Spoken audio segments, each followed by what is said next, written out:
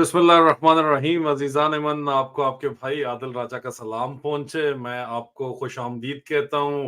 अपने व्यूअर्स को, अपने सपोर्टर्स को, अपने पैट्रियन को खास तौर के ऊपर, और हकीकी न्यूज़ नेटवर्क के जो हैं वो सब्सक्राइबर्स को, आप तब सब पाकिस्तानियों को जो पाकिस्तान से मोहब्बत करते हैं, पाकिस्तान का दर्द जो दिल में रखते हैं, आप सबको मैं खुशामदीद कहता हूँ इस अपने खसूसी व्लॉग के अंदर। देखें, बात कुछ अरसे से जो है, बड़े अरसे से चल रही है। मुझे ताकीद है इस तरह की, मैं सिर्फ ये कहूंगा कि इमरान खान साहब नहीं चाहते कि मैं नाम लेके बात करूं। नाम शायद अगर कहीं मैं नहीं लूंगा, लेकिन समझना आपका काम है।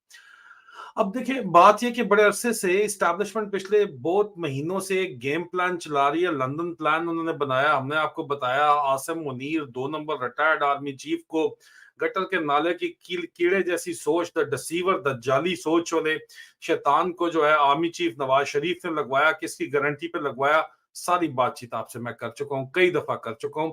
लेकिन उसको यहाँ पे लगाया गया और एक लंदन प्लान बनाया गया जिसका मकसद नवाज शरीफ को वापस हुकूमत में लाना था। और ये जनरल एजाज अमजद बाजवे के ससुर ने यह मंसूबा शुरू किया, जो कि बाजवे का ससुर और उस्ताद तो था ही था, लेकिन इस वक्त आसिम मुनीर का भी उस्ताद वही है। आसिम मुनीर के मामू ने कप्तानी मेजरी में ही उसको शागिर्दी में दे दिया था जनरल एजाज अमजद की, जिसको काना दज्जाल मैं जाती तौर के ऊपर कहता हूँ। वो बंदा जो है, सारा गेम प्लान नवाज शरीफ के साथ सॉर्ट आउट करके चल रहा है। अब जो, अगर आपने सुना कि बाजवे ने ये कहा कि जी इमरान खान को लाकर हमसे गलती होगी, तो इसलिए इसने कहा कि वो तो कभी लाना सिरे से चाहता ही ना था। बाजवे को चीफ किसने बताया था? नवाज शरीफ ने इस शर्त के ऊपर बनाया था कि वो जो है इमरान खान का नाम खत्म करके जो है वो सुपर किंग बनाएगा नवाज शरीफ को। लेकिन उस वक्त तक व्हील सेट इन मोशन थे कि नवाज शरीफ की करप्शन जो है, शरीफ क्राइम फैमिली, शरीफ माफियासो फैमिली का तमाम जो करप्ट एम्पायर है, वो अवाम को के सामने आना शुरू हो गई थी। वॉल्यूम 10 भी वहां पे मौजूद है।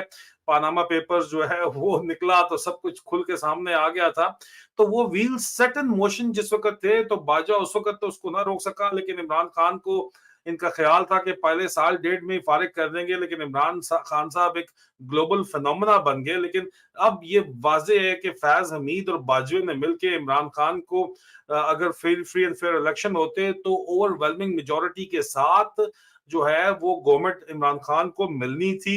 डोमिनेंट मेजोरिटी के साथ मिलनी थी, मेजोरिटी गवर्नमेंट। लेकिन एक खास मखसूस मंसूबे के तहत इमरान खान साहब को जो है वो मेजोरिटी गवर्नमेंट नहीं बनाने दी गई, और ताकि वो कोalition गवर्नमेंट बना के आए और हर वक्त उनके ऊपर तलवार टंगी रहे। और आखिरकार एक कन्विक्टेड क्रिमिनल शोहबाज शरीफ और उसके बेटे को एक को प्राइम मिनिस्टर और चीफ मिनिस्टर लगा के, प्राइम मिनिस्टर ऑफ पाकिस्तान लगा के मजाक उड़ाया गया पाकिस्तान का पूरी दुनिया के अंदर। आप देखो ना, पूरी दुनिया में मजाक उड़ा पाकिस्तान का, इसमें तो किसी किस्म का कोई शक है नहीं।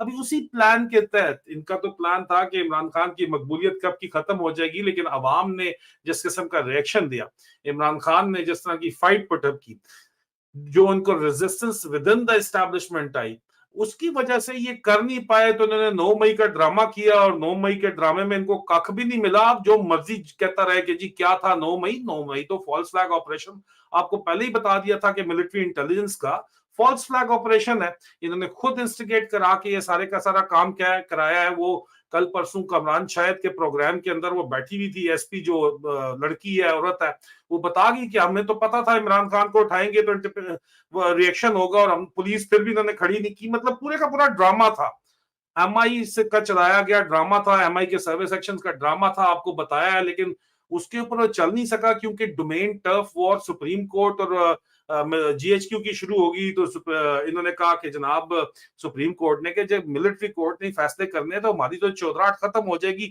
तो 9 मई तो वहां पे खत्म होगी। तो अब अगला प्लान क्या है जनाब?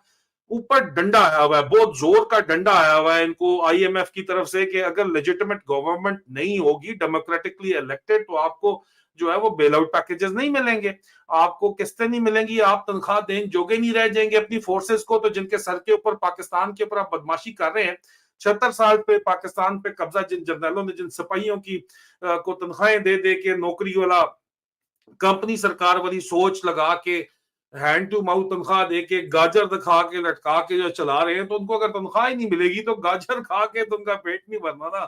तो उन्होंने इनकी थोड़ी सुननी है, पहले ही गमो गुस्सा इतना शदीद है इनके खिलाफ। कहते हैं जी आसिम मुनीर ने बड़ा फौज में डंडा दे दिया। आसिम मुनीर की औकात क्या है? और बुजदिलों को हमेशा बहाना चाहिए होता है, और बुजदिलों के पास 1.5 बहाने हैं, ठीक है। और मुझे कोई कह रहा था फौजी अफसर के, आदिल भाई बड़ा उसने डंडा दिया हुआ है। तो मैंने फिर उसको कहा कि मेरी नानी कहा करती थी कि सुखी रोए ना लाकर, सुखी भाने बनाए हजार, रोए जारो कतार, ना लैके भरावां दा, रोए पीछे यारा दे।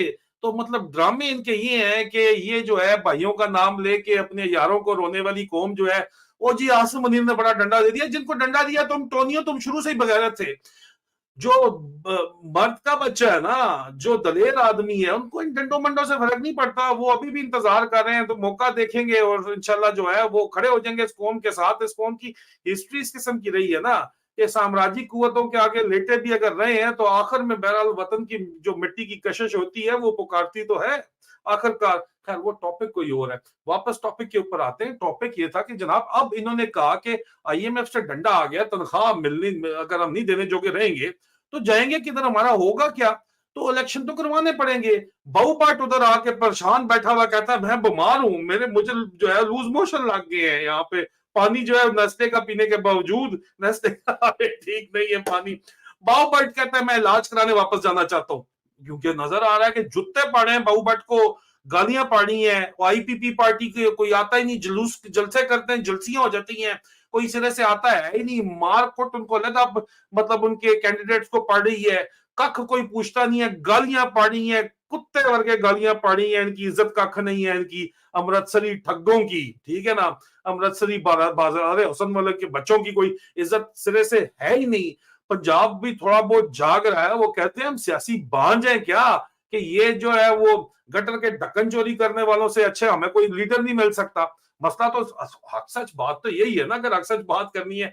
अब मियां साहब जो वापस भागना चाहता है, ठीक है, उसका नौकर जो है वो आसम मुनीर जो है द डिसीवर नाम उसका रखा गया है, धोखेबाज किसी वजह से। वो भी इलेक्शन कहता है अच्छा थोड़ा आगे खींच लें, कुछ कर लें, आर्डर चाहिए कोर्ट से। अपना बच्चा बैठा हुआ है कोर्ट में, लेकिन वो जो है काजी जाली ईसा जो है करप्ट तरीन बंदा। मतलब इस वक्त तक आपको अगर चीफ जस्टिस की हिस्ट्री में मौलवी मुश्ताक के बराबर जिसने भुट्टो साहब फांसी दी थी, अगर कोई उस तरह लेसा किस्म का अगर आपको वो बंदा मिलता है ना, कोई दोगला किस्म का, तो काजी फायज ईसा मिलता है। लेकिन काजी फायज ईसा की भी मजबूरी है कि उसके साथ और भी जज बैठे हुए।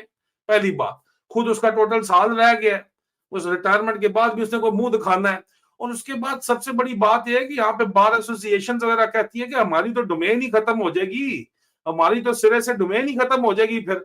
तो वो वहां से सुना है जी ग्रीन लाइट नहीं मिल रही इस वक्त उसके ऊपर। हैदर मेहदी साहब के साथ मेरा प्रोग्राम आ रहा है, उसका उन्होंने एक नया जो है ना वो महमूद दुरानी को आगे करके एक नया जो है ना ड्रामाबाजी करने की कोशिश की है।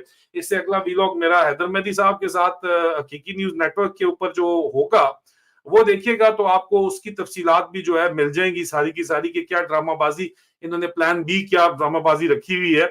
लेकिन ये बात सही है कि यहाँ पे अब लेकिन प्रॉब्लम फिर भी ये बहुत बड़ा ग्रैंड प्रॉब्लम है। काजी फैज ईसा नहीं मांग रहा इलेक्शन करवाने, इलेक्शन क्या जो मर्जी आप वोट डालें, अवाम का मूड बड़ा वाजे नजर आ रहा है। वोट डालने के बाद इन्होंने आरटीएस बिठाना होता है, आरटीएस बिठा के वो नंबर चेंज करके अपनी मर्जी का रिजल्ट निकालना होता है। तो अगर तमाम पार्टियां उसको एक्सेप्ट ना करें, देखो पिछले इलेक्शन में तो पीटीआई को फिर भी गवर्नमेंट मिल रही थी, बाजवा खान साहब को उन्होंने धोखा दिया, वन पेज समझे। खान साहब जिनको अपना दोस्त समझते रहे, बाजवा और फैज हमीद को सबसे बड़े खान साहब की पीठ में छुरा घोंपने वाले मीर जाफर और मीर सादक वही दोनों थे। अभी जो है वो खुल के ये धांधली अगर करते हैं और पीटीआई कहती है हमें इलेक्शन कबूल नहीं है, तो इलेक्शन तो टोटल इलेजिटिमेट हो गया। उसको तो ना पाकिस्तान मानेगा ना बैनुल अक़वामी। असल मसला ये है कि आईएमएफ नहीं मानेगी, बैनुल अक़वामी सत्ता नहीं मानेगी, लेजिटिमेसी नहीं होगी। अगर आज पीटीआई कह देती है हम नहीं मानते, 80% पाकिस्तान कह रहा है हम नहीं मानते, तो जितना डॉलर आएगा, जितने कर्जे वो देंगे, वो इलीगल कर्जे होंगे, वो वापस करने का पाकिस्तान पाबंद ही नहीं है सिरे से उनके ऊपर, इंटरेस्ट के साथ, सूद के साथ वापस करने का। तो इनको तो लेजिटिमेसी चाहिए इलेक्शन की, और लेजिटिमेसी के लिए पीटीआई का एक्सेप्ट करना जरूरी है, और पीटीआई ने एक्सेप्ट तो करना नहीं है, तो फिर क्या सोल्यूशन निकाला जाए? सोल्यूशन निकाला जाए कि जनाब पहले सुप्रीम इलेक्शन कमीशन से इंट्रा पार्टी इलेक्शन के ऑर्डर कराए जाए, ठीक है जी। वहां से कहा जाए कि खान साहब तो फिलहाल मुकदमे चल रहे हैं, वो तो नाअहल है, तो जब तक फैसला नहीं होता कोई इंटरम चेयरमैन लगाना पड़ेगा। उस इंटरम चेयरमैन से फिर इलेक्शन का रिजल्ट तक इसको खींचा जाए मामला, और रिजल्ट को एक्सेप्ट करवाने का बयान दिलवाया जाए, और दुनिया को कहा जाए, पाकिस्तान जो मर्जी करता रहे ना, दुनिया को कहा जाए जी पार्टी के चेयरमैन ने ओके कर दिया। ये इनका तरीका है बेसिकली वारदात डालने का। इसी वजह से आपको नजर आता है जी। और हलीमा खान, जिनको ये हलीमा खान कहते हैं, उनके खिलाफ आपको आज जो है वो आईएसआई इंटरनल विंग ने एहतजाज मेरे खिलाफ जिस तरह के मुजाहरे हो रहे थे उनके खिलाफ हुआ, और बुशरा बीबी के हक में। क्यों? क्योंकि शायद उनको मैनिपुलेट करना इनको आसान लगता होगा कि उनको मैनिपुलेट कर लेंगे। इस तरह खबर मनीके से इंटरव्यू करा लिया तो उनको भी मैनिपुलेट कर लेंगे। देखो, जिसको भी बंदे को कंसेशन दी जाती है किसी वजह से दी जाती है। ये जो ड्रामा चला है सारे का सारा, मैं आपको क्रक्स इस सारे ड्रामे का बता दूं, ये एलैबोरेट किस्म का प्लान इन्होंने चलाया, जो मैंने आपको वजह समझाई है बैकग्राउंड के साथ, कि ये जो है ना, the cat is out of the bag, ठीक है, बिल्ली थैले से बाहर आ गई है। किस तरह के ये बहुत जबरदस्त एक्सटेंसिव प्लान मैंने आपको समझा दिया पिछले चंद महीनों में, मैंने जो है वो चलाया। पीटीआई के अंदर इन्फिल्ट्रेशन की, जीरोस को हीरोज बनाया, लोगों को कंसेशंस दी गई, लोगों को कंसेशंस देने के बाद प्लेसमेंट्स की गई उनकी, लोगों को टर्नओवर किया गया, किसी को आईपीपी में डाले दिया गया, किसी को इधर उधर, किसी को पीटीआई में रहने दिया गया। लोगों की मजबूरियां हैं, हर किसी के स्केलेटन्स हैं कबर्ड्स में, उनको एक्सप्लॉइट किया गया, उनको चारों तरफ से घेरा गया। घेरने के बाद जो है अब ये आपको नजर आता है कि एक तरफ बुशरा बीबी के हक में, और अलीमा खान बाजी, हलीमा नाम, डफर्स को समझ नहीं है, पढ़े लिखे नहीं है ना, डफर्स को समझ नहीं है, मतलब साजिशी जहन वो हलीमा लिखा हुआ था हलीमा खान को उनके खिलाफ, क्योंकि वो भाई बहनें जो है भाई को मिलती हैं, और जो भाई कहता है मनोन वो कह देती हैं, तो वहां मैनिपुलेट करना आसान नजर नहीं आ रहा। तो जहां मैनिपुलेशन उनको आसान लगती होगी, उनको वजह तो पता होगी ना कि जी कहां से हम मैनिपुलेट किसको कर सकते हैं। तो वहां पे आया, फिर आके जो है बयान इमरान खान साहब के जो कंस्पिरेसी चली, शेर अफजल साहब ने आके बयान दिया, खान साहब दस्तदार हो गए। पीटीआई ने कहा नहीं जी ये गलत कह रहे, नहीं हुए। बैरिस्टर जफर ने आके कहा नहीं जी फैसला कल हम कर लेंगे कि क्या हुआ है क्या नहीं हुआ है, लेकिन हम अपील करेंगे इंटर पार्टी फैसले को अल्टीमेटली। और अवाम क्या कहती है? अवाम कहती है अगर खान नहीं तो कोई भी नहीं, फॉरगेट अबाउट इट। ना इलेक्शन मानेंगे, कुछ नहीं मानेंगे, एक खान है तो बस सब ठीक है। इस्टेब्लिशमेंट की इंफॉर्मेशन ऑपरेशन लॉन्च होता है, हर किसी हो यार आदिल राजा नु जरा काबू कर लो, हैदर मेहदी नु काबू कर लो, कोर्ट मार्शल सुना के भी फिर भी डरदे नहीं, चक्कर की है, इंफॉर्मेशन ऑपरेशन लॉन्च करो। ये नौजवानों को खराब कर रही हैं आप। असल में तो पीटीआई एक पार्टी जो है नेशनल पार्टी है, 90% लोग पाकिस्तान की पॉपुलेशन पाकिस्तान से बाहर सपोर्ट करती है, हर उम्र का तबका, हर कोई पीटीआई को सपोर्ट, इमरान खान को सपोर्ट करता है। लेकिन ये सिर्फ इस्टेब्लिशमेंट नौजवानों का नाम क्यों लेती है? क्योंकि इनको पता है कि हम 76 साल से पक्की उम्र के और बुजुर्गों को डरा धमका के काबू हमने किया हुआ है, कंडीशन किया हुआ है, ठीक है, ऐसी कंडीशनिंग की हुई है कि उनको तो हम काबू कर लेंगे, उन्होंने ऐसी तैसी। अगर काबू नहीं होंगे तो ये नौजवान काबू नहीं होंगे, क्योंकि इनके ऊपर अभी तक गुलामी का लबादा चढ़ नहीं सका। तो जरा इनको कंट्रोल करो, इनको बताओ आदिल राजा जो है वो फलाना शहर पसंद है, हालांकि हकीकी आजादी मांगना आपका हक है। ये सारी ड्रामा बाजी है। देखो, ये बात बड़ी आपको वाज़ेह होनी चाहिए कि कुछ इनकलाबी सहाफी और पीटीआई के खास तौर के ऊपर अंदर ऑफिस होल्डर्स, हमारे ऊपर हमला हो गया, हमारे साथ ये हो गया, हम ये कर रहे हैं, हम ये कर रहे हैं, हमारे पर पर्चे हो गए हैं, ਤੁਹਾਨੂੰ ਚੁੱਕਦੇ नहीं, कोई हमला कामयाब नहीं होता, बाकी सब कुछ ਤੁਹਾਡੇ नाल हो रहा है। ये गेम है बेसिकली। आपको इमरान और कुछ कुछ इनकलाबी जर्नलिस्ट भी हैं बाय द वे इसके अंदर, ठीक है, वो इमरान खान के जो है कई कई बातों को मरोड़ना, ठीक है, इमरान खान को क्यों जेल में नजरबंद रखा गया, क्यों नहीं ओपन कोर्ट के अंदर लेके आते, इसलिए ओपन कोर्ट में लाते कि इमरान खान जो बात करेंगे बड़ी कोर्ट सुनेगी, मनोवन रिपोर्ट कर देगी कि खान तो ये चाहता है। अब खान को अगर बाहर लाना ही नहीं है तो अंदर से तो मैसेजेस कंट्रोल करके बाहर कौन आके क्या बात कर रहा है, अगला मिलने जा रहा है अपनी बारी पे, वो कोई और आके बात कर रहा है, कंफ्यूजन फैलाओ बाहर, डिवाइड करो, लोगों में तकसीम डालो और फिर रूल करो, और चेयरमैन अपना लगा दो, जिससे जो आपने इंजीनियर करना है इलेक्शन रिजल्ट। मैं आपको भी कह दूं, इलेक्शन डिले कराने का जो है ना कोई आसान काम नहीं है। इंटरनेशनल प्रेशर है इनके ऊपर, सैंक्शन इनके ऊपर ऑटोमेटिकली लग जाएंगी, इलेक्शन कराना इनकी मजबूरी बनी हुई है। SFICयां वगैरह ये वो इसने बनाए हैं, जो मिस्त्री ने, मुनीर मिस्त्री ने, उसका जो है $1 नहीं आया, ना आएगा, MOU साइन होते रहते हैं, ठीक है।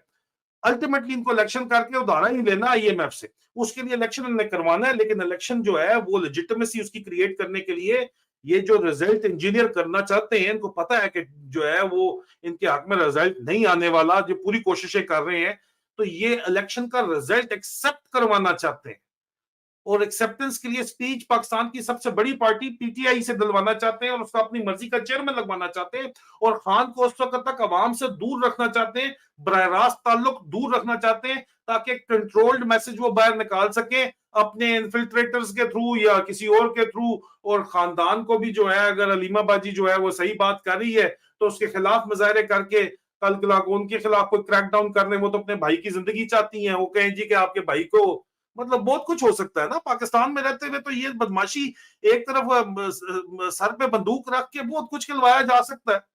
तो इस वजह से फाइनल बात यह है कि अल्टीमेट यहां पे बात यह है कि जो बात इमरान खान अपने मुंह से करेंगे हमें वो कबूल है, बस।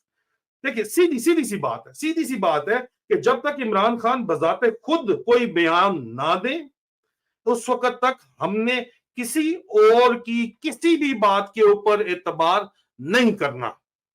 इमरान खान ही PTI है और PTI इमरान खान है, कोई शो, समझ आ गई? That's it, final.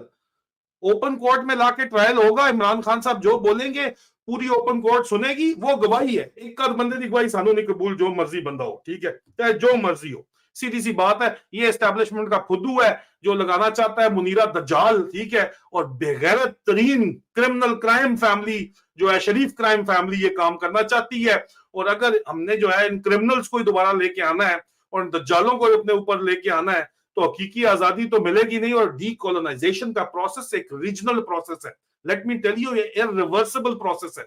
डीकोलोनाइजेशन आखिरकार अब होनी है, it's just a matter of few months, ठीक है, और कुछ महीने साल जो है वो कौमों की जिंदगी में, नेशन की हिस्ट्री में कोई मानी नहीं रखते, ये हकीकत है। बाकी सब फसाने हैं, पाकिस्तान को बचाना है और इमरान खान को लाना है। पाकिस्तान जिंदाबाद, फी अमान अल्लाह।